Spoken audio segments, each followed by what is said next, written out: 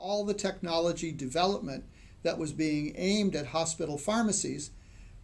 involved the production of tablets and capsules and doses that were relatively low in acuity, and were avoiding automating the truly critical processes that we go through to make doses that are sterile, that are intended to be injected directly into a vein. The issue with sterile doses is that those doses cannot contain any microbes, no bacteria, viruses, fungi, because if they're introduced into the vein, they will grow and produce an infection that can become life-threatening. Indeed, injecting something into a patient's vein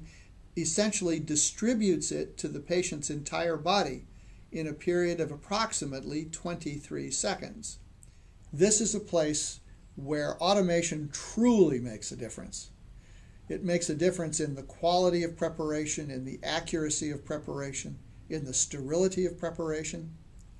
and it makes life better for the people who use it because it removes them from the tedious process of preparing each of these doses by hand.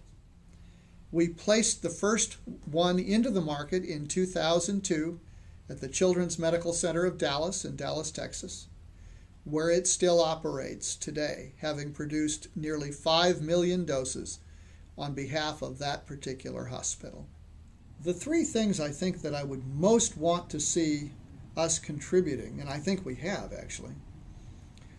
to our particular industry, to our particular market space, is an increased knowledge and awareness of the desirability and the usability of automation in the preparation of sterile doses,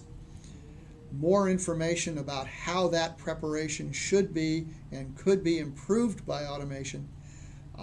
and more intellectual property around how that process would work. We currently own 9 patents in this area and have several more that are pending. So we believe we've identified a whole new level of market knowledge around the preparation of sterile doses that will improve the general process on behalf of each and every patient who gets a dose.